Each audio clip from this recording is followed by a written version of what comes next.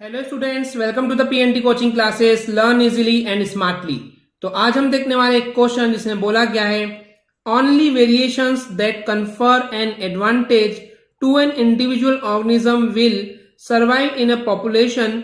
Do you agree with this statement? Why और why not? तो यहाँ पे इस क्वेश्चन का मतलब है स्टूडेंट्स की सिर्फ और सिर्फ जो वेरिएशन होते हैं, जो चेंजेस होते हैं एक जनरेशन से दूसरे जनरेशन में, वो कन्फर करती है। कन्फर करने का मतलब है कि देती है, प्रोवाइड करती है एडवांटेज, वो भी एक इंडिविजुअल ऑर्गेनिज्म को, जिसकी वजह से वो ऑर्गेनिज्म जो है वो उस पॉपुलेशन में सरवाइव कर पाएगा। तो इन वन लाइन इस सेंटेंस का मतलब ये है कि वेरिएशन की वजह से उन ऑर्गेनिजम्स को एक एडवांटेज मिलता है कि वो उस भीड़ भाड़ में, पॉपुलेशन में अपने आप को सरवाइव रख सके, जिंदा रख सके।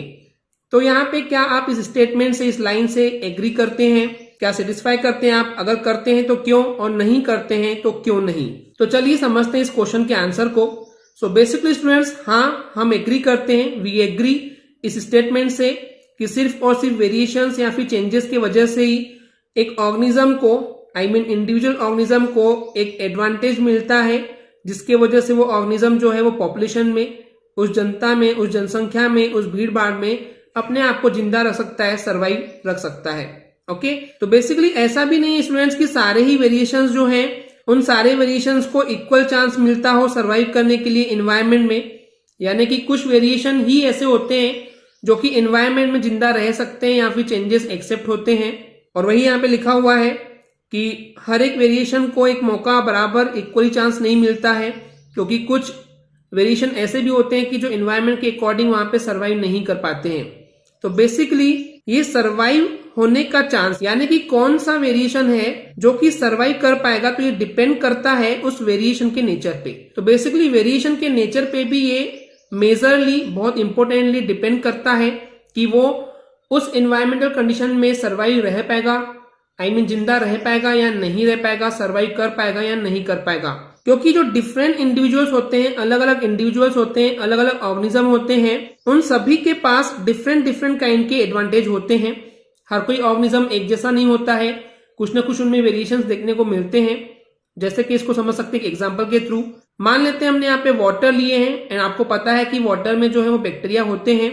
तो मान लेते हैं उस पानी को जब हम गर्म करते हैं, उबालते हैं, बॉईल करते हैं, तो देखिए कुछ बैक्टीरिया होते हैं जो उस हीट को विथस्टैंड करते हैं। विथस्टैंड करने का मतलब है कि सामना करते हैं।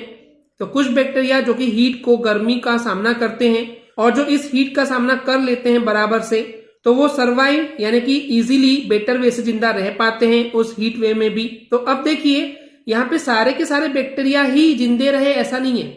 मोस्ट ऑफ द बैक्टीरिया तो मर गए, लेकिन कुछ ऐसे बैक्टीरिया जिंदा रह गए जिनमें वो सरवाइव करने के लिए उनमें वेरिएशंस अवेलेबल थे। ओके, तो यहाँ पे वेरिएशन का सिलेक्शन जो है वो इन्वायरमेंटल फैक्टर्स के द्वारा किया जाता है। यानी कि इन्वायरमेंटल फैक्टर पे डिपेंड करता है कि वो उस वेरिएशन का सिलेक्शन किस तरीके से करता है, एंड इसी के बेसिस पे, यानी कि उन वेरिएशन के सिलेक्शन के बेसिस पे ही एक इवोल्यूशनरी प्रोसेस होती है। यानी कि वो बैक्टीरिया या फिर ऑर्गेनिज्म जो है वो आगे सिंपली जो है वो ग्रो करते जाता है। So what is in the summary students, कि यहाँ पे बेसिकली बात ये बोली गई कि वेरिएशंस की वजह से कोई भी एक इंडिविजुअल ऑर्गेनिज्म जो है वो सर्वाइव कर सकता है डिफरेंट एनवायरमेंटल कंडीशन में भी। लेकिन अगेन ये डिपेंड करता है कि कौन सा वेरिएशन सर्वाइव कर पाएगा। तो ये डिपेंड करता है एनवायरमेंटल फैक्टर पे और उस वेरिएशन के नेचर पे। ओके स्टूडेंट्स, आई होप आपको ये क्लियर हो गया होगा। अगर आपको हमारी वीडियो से कुछ भी सीखने मिला या नॉलेज मिला तो प्लीज हमारे चैनल को सब्सक्राइब कीजिए एंड वीडियो को लाइक जरूर करें। आज के लिए इतना ही, थैंक यू।